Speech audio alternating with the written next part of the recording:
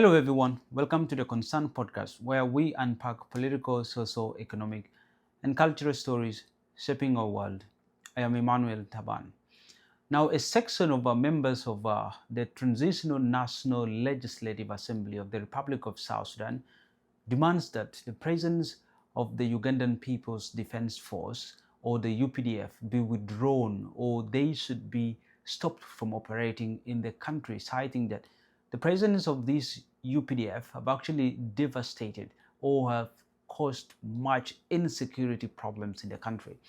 Now, this demand came during a deliberation on a joint report by a Committee of Peace and Reconciliation and the Committee on Legislation and Justice, where a report which is to assess the implementation of the revitalized peace agreement. And it was from there that these members of parliament demanded that the Ugandan People's Defense Force be stopped from operating in the country. And in this video, I'm going to let you know some of the reasons why these members of parliament wants the Ugandan People's Defense Forces withdrawn from the country. But before we proceed, if this is your first time watching a video on this channel, please subscribe, hit on the notification button, like, comment.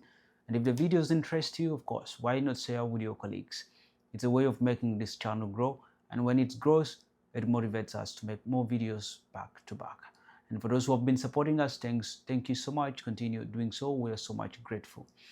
Now, back to the purpose of this video, as I said, that I'm going to tell you the reasons why these members of parliament wants the Ugandan People's Defense Forces withdrawn from South Sudan.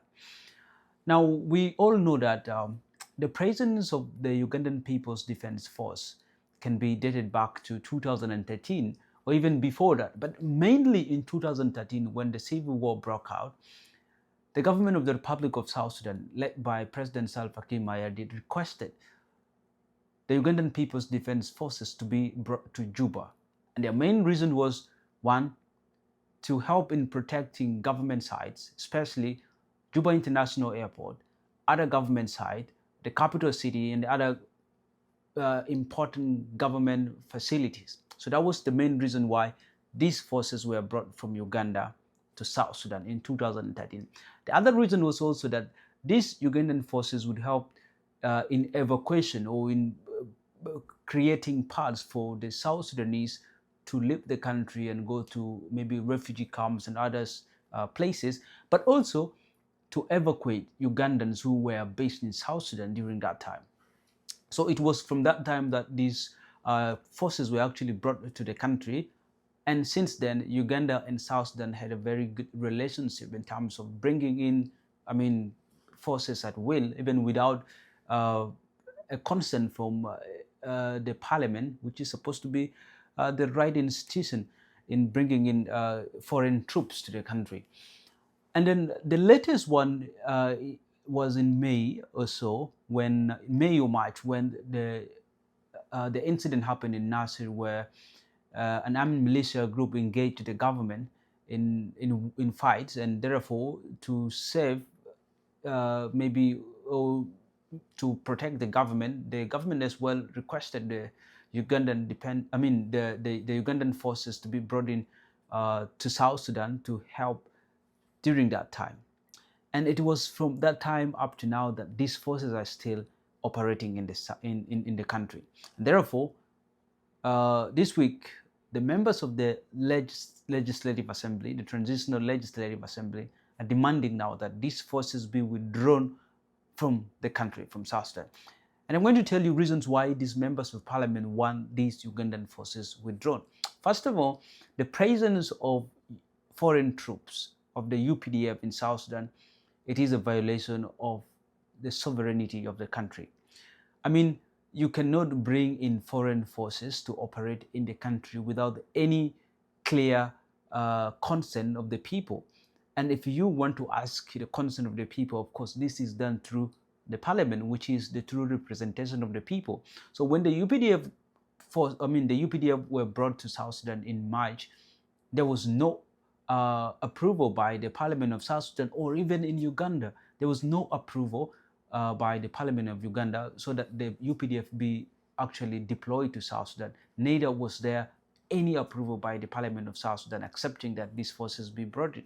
Now, the reason why they're saying these forces should be withdrawn is because they're saying that it is a violation of the sovereignty of South Sudan.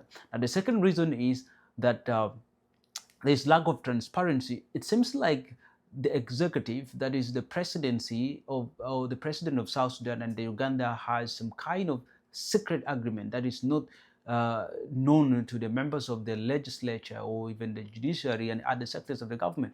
But it looks like it's only the executive of the South Sudan government and the Ugandan government that are actually making all this. So it looks like there is a secret kind of agreement between these two governments in bringing in these forces, because they did not follow the right procedure. So they're demanding that these forces be taken back, because the way how they were brought in was not done in a most transparent manner.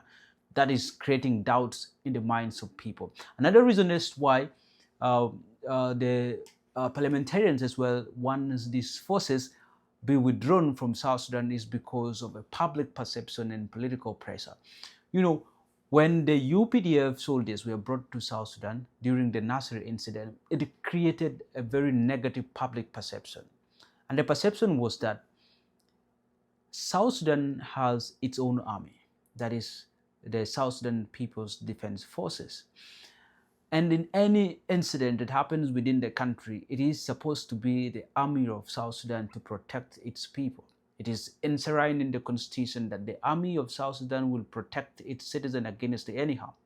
And therefore, even the incident that happened in Nasser, it was supposed to be the SSPDF directly involved in that. Not there was no need for the Ugandan forces to be brought in to engage in that fight that happened in Nasser. But anyway, the Ugandan forces were brought in, and therefore, during that time, the perception that was created in the mind of people, in the mind of the public, was that South Sudan has the weakest army. Because you cannot tell me that an army of a country is a very strong one, and yet a government goes out to hire a foreign army to come and protect its citizens against a domestic paramilitary group or a domestic armed militia group. It doesn't make any sense at all. So to erase that public perception that the army is very weak, the army of the country is incapable of protecting its people or of rendering its mandate, the parliamentarians are demanding now that these forces be withdrawn from the country. That is another reason, because the presence of the Ugandan defense forces in the country has created the narrative, has created the perception that the army of South Sudan is very weak. It can protect its people. And therefore, the parliamentarians are demanding that this army be withdrawn. Another reason is that the army is now actually playing a role beyond the role that was actually demanded of them.